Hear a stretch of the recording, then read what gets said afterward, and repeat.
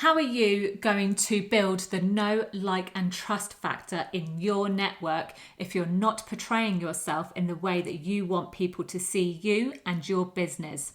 Today, we are going to talk about exactly this. Let's learn how to create those relationships and build on our network together and see what happens.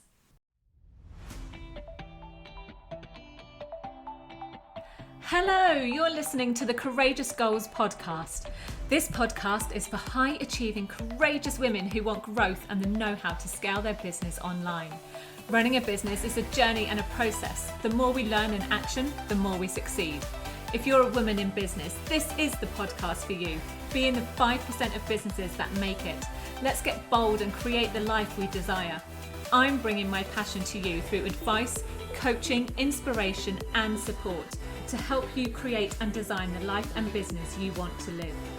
I am a Dubsado expert, CPD certified in social media platforms, and a lover of admin systems and processes. I am an accredited ICF coach, specialising in trauma and narcissism. My own coaching journey has supported my growth immensely, and I want to share those highlights with you to inspire and give you courage. Let's get intentional with our goals and make them happen. Let's get started. Hello, and thank you for joining me on today's episode of the Courageous Goals podcast. I'm going to talk to you about the importance of developing your network and what it can really do for you and your business. If you're growing a business, whether you are at the very beginning or you're already established, you will always want to think about who you're surrounded by and how to open your network more and more. Now, first things first, the most important thing when growing your network is to think about your strategy and what you want out of that strategy. So I would always set your goals and get really intentional with them and work out what it is that you really want to achieve. In addition, you need to ensure that you are creating a brand and portraying you and your business and what it is that you want people to see and know. You need to create your tone of voice so that people recognize and feel like they know, like, and trust you, and that they feel like they know you as a person. In addition, you obviously need to optimize your profile, wherever that is, whether you are on social media, whether you are email marketing, whether you are podcasting, writing articles, blogging. All of these things are extremely important so that it brings in your profile, your brand, your tone of voice, and so that everybody starts to recognize you, what you do, and what you have to offer. It's really important to set those goals and build that strategy from the very beginning so that you are really targeting the people you would like to work with. Now, I'm going to break down these few different areas so that you really understand what each of them are for. So the first one, if we talk about developing your goals, you need to create specific goals for the short and medium and even long term on what it is you're trying to achieve on growing your audience and how you're going to do it. Now, we don't have all the time in the world to spend, hours on every single area of our marketing, social media, podcasting, emailing our subscribers, writing articles, the list goes on. So creating specific goals as part of your strategy will really help you to see what is working and what isn't working. So that you can really look at the stats and see, actually, if I'm talking about this, it's not really getting much traction from anywhere. However, if I talk about this specific subject, people are liking that, people are responding to that. So getting down on your goals and being specific will really help you in the long term. So perhaps start to think about the more smaller, manageable goals to help get you this strategy in place to begin with. So perhaps create a short goal for the next 3 months, and then think about a goal for 6 months and maybe even 12 months. And then once you start to get into a rhythm, you can then create a bigger goal for maybe 3 years' time.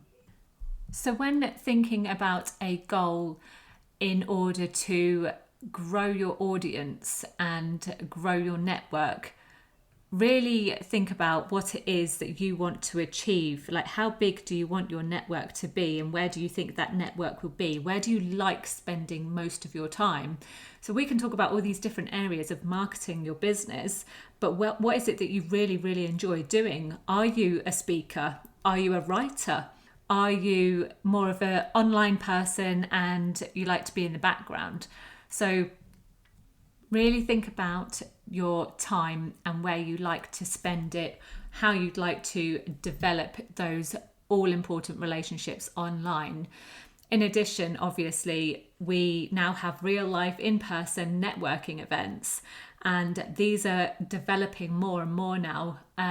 So that might be something that you can really, really look at, because relationships and building them really develop when you're in person. You know, there's only so much you can do and know a person online. So meeting them face to face is so, so different. And a lot of people value it. So really think about what it is, where you want your goals to work for you in growing your network. And I just encourage you to make some notes, try and make some changes and see what happens, and then kind of analyze your results. You know, think about what you were doing perhaps 3 months ago, 6 months ago, and where you'd like to be. Are you surrounded by those people that you really want to be surrounded by, or are you looking for a different kind of person? There's lots to think about when really setting your goals and growing your audience. So I just encourage you to get curious, really think about the people you're surrounded by, and make it work for you.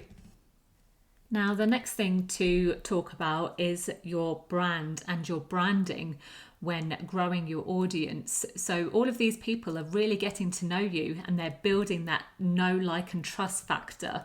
So your brand is really important, and you are your brand. So how you talk online, whether that's to your family, friends, your colleagues, your network, people that know other people that know you.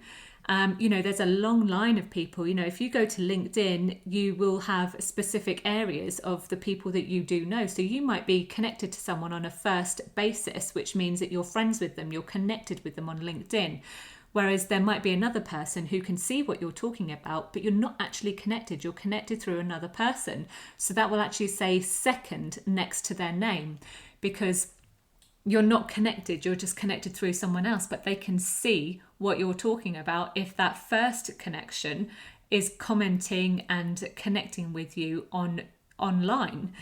So your brand is really, really important. It's everything in the way that people look at you and what you're portraying. It underpins how you're viewed, how you're perceived. And so giving out the right message and the right brand is really, really important. So you need to think about those details and what it looks like and how much you really want to dive deep into that brand, especially when you're online.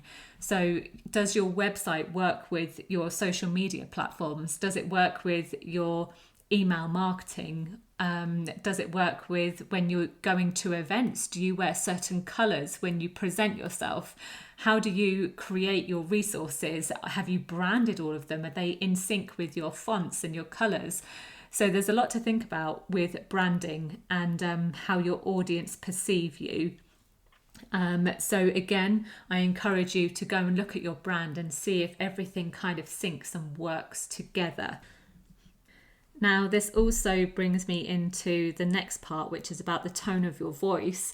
And this is all about how you speak and sound on your social media, and how you speak in your emails, and how you speak on a podcast if you're a guest. So it's a huge part of who you are and how you communicate. It really portrays you. And so people, again, it's about the whole know, like, and trust thing. People are getting to know you. So the way you talk is really important to other people. So just bear that in mind when you're online and talking about your services and your business and the people that you want to attract. And now the last section that I would like to talk about is the optimization of your profile on all of these different areas that market you and your business.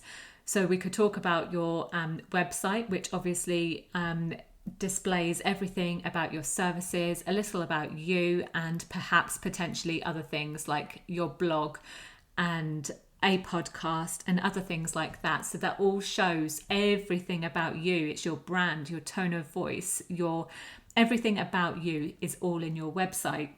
But the profile optimization is more about social media. So if you're present on Facebook, on Instagram, on LinkedIn, on Twitter, all of these different platforms, you really need to get down to the nitty-gritty details about your profile and how you present yourself. Because when people go to your profile, they've only got a short snippet. They're seeing a glimpse of you in your profile. So how you're putting yourself out there, like what your image is, what does that look like? If you're a personal brand, if it's just you in your business, or you're the face of your business, depending what your website looks like, you might want to put an image of you on your profiles rather than say your business logo or something like that. And then you need to get into the details about your name and your bio, as well as any links you put out there. You know, for Instagram, for instance, Instagram is quite seen as a portfolio. So for me, I have a lot of connections on Facebook and I build my relationships on there and my network is quite big. However, on Instagram, it tends to be the place where people go because they're looking at your portfolio, they're looking at your bio, they're looking at your CV. It's your history, it's what you're talking about, it's what you're doing. And depending on what you actually put out there, if you're like me, you might talk about your business, you might talk about services, you might give away free things, you might talk about your personal life, what you're up to today. You might also even put every single side of you out there, as in, you know, I'm having a bad day today, I haven't got anything done. So it really, you know, it's up to you whether you want to put out the real parts of you or if you just want to put out your business. So it's how well you want people to really know you. So really think about how you present yourself on social media and what your profile looks like. So I would like to challenge you to perhaps spend 10 minutes on all the different platforms that you're on social media, and grab a cup of tea if that's what you want to do, and look at each profile and really see, is it working for you? Try and view it from an outsider's point of view, or even ask a friend and see what they think when they go to your profile. What do they see? What does it tell you? Do you come across as professional? Do you come across as not so bothered about my profile, it is what it is? Or do you come across very open, chatty, and you know, you've got that whole know, like and trust factor going on and it's working for you? How do you come across to people? So take some time, look at your different platforms, look at all the places that you market yourself, and really understand how you're putting yourself out there and how it is looking to other people. And that will really help you get to grips with who you're attracting. So with these 4 different areas, once you've kind of started to look at all of these and really think, right now, I feel like I've got these in a good place, you can now start to really look at developing your network and realize the importance of it and what it can do for you and your business. You know, you've got all of these things in place. You're portraying your brand in the way that you want to do it. So now let's get to work on creating and developing connections. So how are you going to do that? You need to be present, obviously, but you don't have all the time in the world, like I mentioned before, to be present everywhere at all times of the day, 7 days a week. It's just not possible. So perhaps create a consistent strategy on where you're going to be present. You don't have to be present on every single platform. Find which one works for you. If you don't have time to be on every single one, perhaps choose 1 or 2 and really be present there.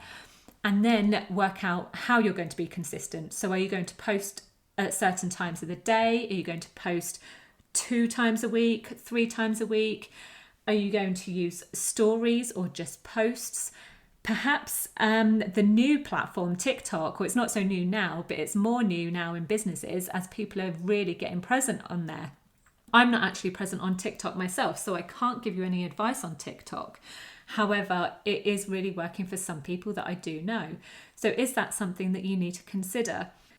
With all of that in mind, don't forget about building those relationships. As much as you are present and posting and being consistent, it's not just about talking about your things, it's about talking to other people and about their things, what's going on for them, and creating that small talk and building connections. You're not just developing your business to sell your services, you're doing it to build relationships. Why are you doing that? What is that for?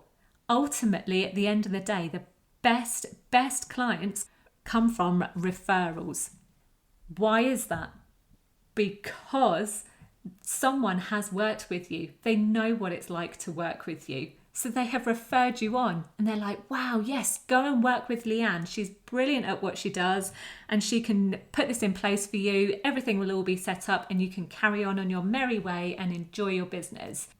Building relationships is so important. So just remember that when you're in business and creating it and trying to get everything up and running, or even if you're established and you've got everything up and running, don't forget about all the people that are around you.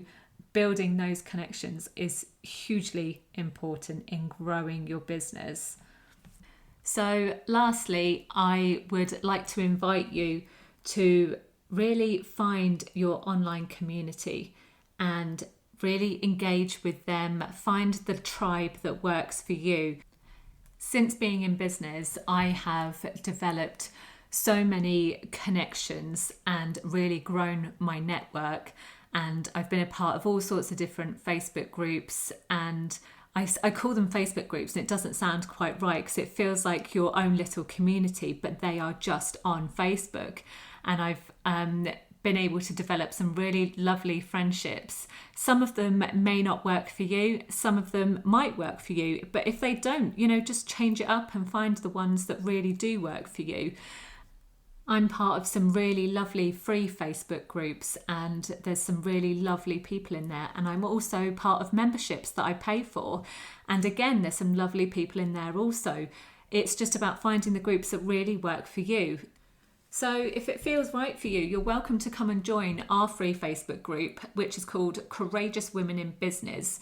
Now, we've got a lot of like-minded women in business in that group, and it would be lovely to introduce you all. So head on over to Facebook, join the group and see if it works for you. If it doesn't, please don't be afraid to leave if it feels, if that feels right for you.